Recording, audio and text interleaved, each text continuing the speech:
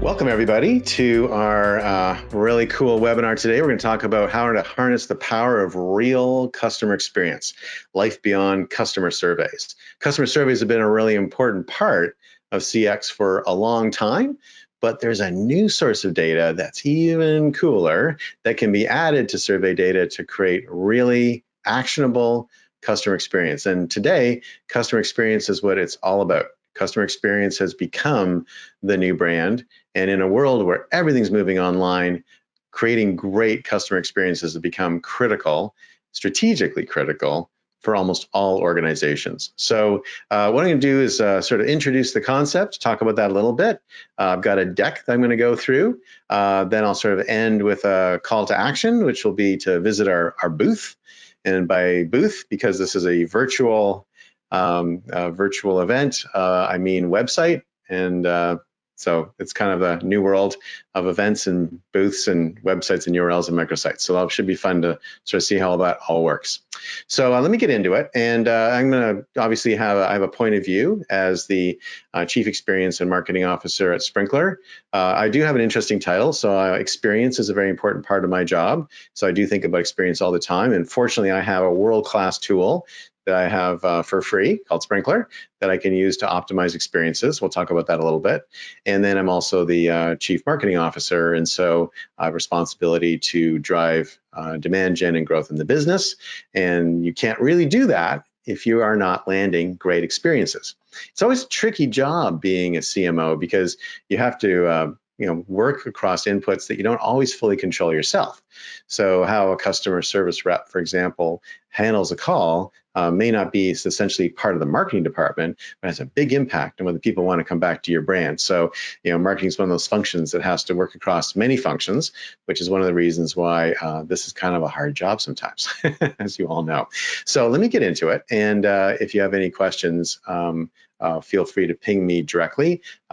You have my Twitter address there at GradCon. I'm GradCon everywhere. You can hit me on Facebook or LinkedIn or wherever you want. Please connect with me. Please feel free to continue the discussion anytime. So let me sort of start playing.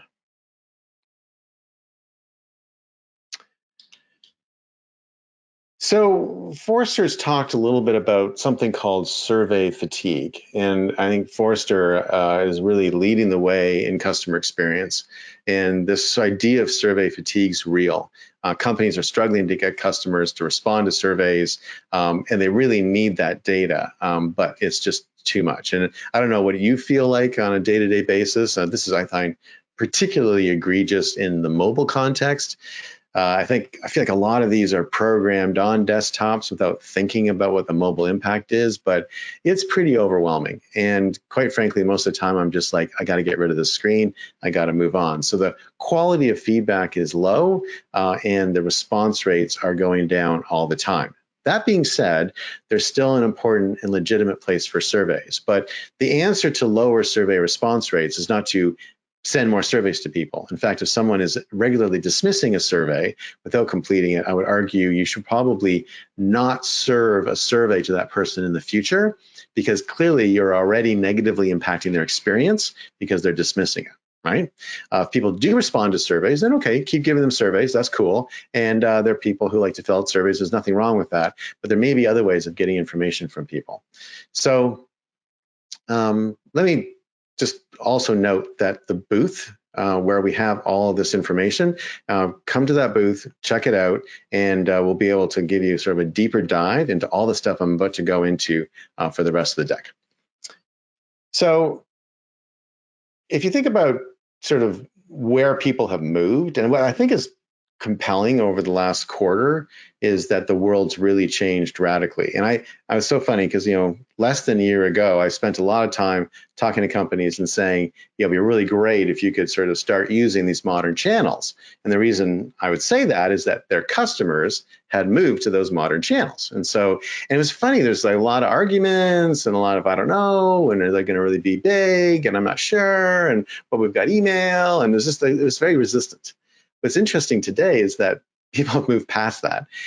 Clearly, the modern channels are the communication wave of the future. I love not having to convince people that anymore. And so what you see is surveys as sort of one channel that people have been using to get customer experience and feedback. But now there's all these other channels. There's 24 different social platforms out there. There are 11 different messaging platforms. You've got live chat. And then don't forget things like forums. The things like Reddit, huge. The millions of blogs, all with comments. And then, of course, there's review sites. And all of those billions of comments that are occurring across all those hundreds of millions of platforms are all relevant to your business. And I would say that you ignore them at your own peril. The thing that makes it challenging is that all this data is unstructured and it's unsolicited. So what's beautiful about surveys is that you structure your questions. You can make them, toggled and radio buttoned and multiple choice, and you can very easily process that data. And you can put that into the kind of structured databases that most people tend to have in their CRM systems. CRM systems are not well adapted and not built for the unstructured, unsolicited data coming from all the modern channels. So that's where Sprinklr comes in. So Sprinklr from day one was architected as a CXM database, a customer experience management database, and as a CXM database was built to take in all this unstructured, unsolicited data, built to take it in a way that we can have appended all the different interactions that someone has had with us, and also pull in the structured relational data from the CRM database. And now you have a complete 360-degree view of the customer. The challenge, of course, with unstructured, unsolicited data is how do you make sense of it? So that sort of necessitated that Sprinklr become one of the world's leading AI companies, and we are now. Part of the reason for that is we have this massive database of all these conversations. And so there's 16 petabytes of data out there that's in our local store that we use to train our AI models. And then we have a large customer base because we're the leading customer experience management platform out there. And so hundreds of thousands of people are training every day all of the different AI responses. And so you have a very sophisticated AI system because it's very well educated and very well trained. This is a great quote that just came sort of from Forrester recently. And they had traditionally always talked about survey data, which is great to do. But recently they sort of updated it to say, hey, to really understand customer experience, you've got to unlock multiple types of feedback, including conversations that are going on social media between customers and employees. You really need to do everything you can to achieve a deep level of customer understanding. And it's only by looking at the full extent of all their conversations that you can do that. So I was excited to see Forrester say this, made a ton of sense to me. It's the way I run my business. Every day I look at a dashboard that has sentiment and comments. I can see exactly what people are saying about Sprinklr, but I've also got AI that rolls it up into the sort of categories of comments that I can respond to or take action on. So this kind of leads to what I'll call the modern CXM equation. And I think one thing that sometimes I think is a challenge in the MarTech space is that vendors tend to always be like me and no one else. And I think that's potentially not that helpful because if you've got a survey system, I wouldn't advocate that you get rid of it. I think you should keep surveys. They're great. But you know that not everyone is responding to the survey. So you need to add in this unstructured, unsolicited data that you can get from Sprinklr. And the other thing that would be, I think, potentially critical that is often ignored too is that I think one of the challenges of the survey mindset is that the survey mindset leads to a reporting function, right? So you do the survey and you get the report, and it's like this is how people felt, and then you decide to change it. What's kind of cool about this unstructured data is that much of it's real time. So if someone says, I'm having a bad time right now, or this company is making me sad, in many cases, you can actually respond and fix the problem while it's occurring. And you just think of yourself as a customer. Wouldn't it be amazing when you're having a bad customer experience to have it fixed in the moment, as opposed to having to get a letter or someone apologizes 2 weeks later? It's just not nearly as satisfying.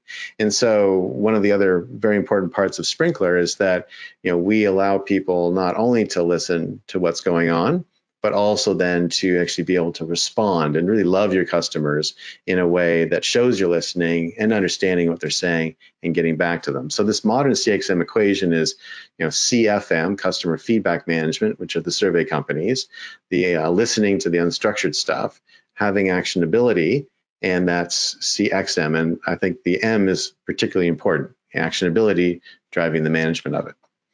One great example that I love to talk about is McDonald's, and in addition to being very delicious and a reasonable part of my diet, I also drink McCafe every morning, Keurig McCafe, excellent coffee.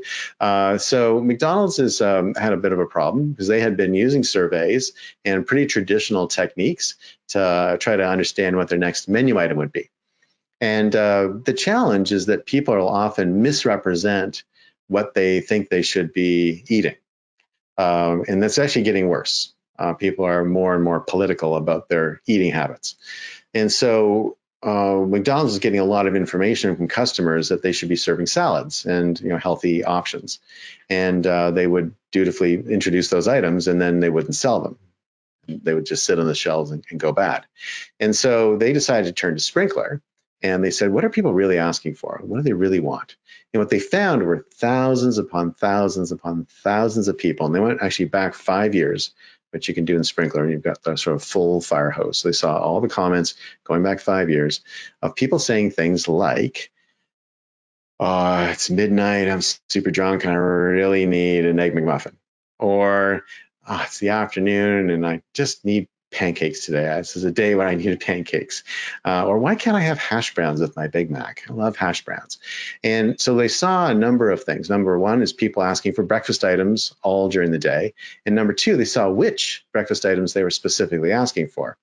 And so there had been, for many years, people thought, wouldn't it be great to have McDonald's breakfast all day? And it was always slightly irritating to get there at, 10:31, and they wouldn't serve it to you even though it was right there, and they still had it in the refrigerator.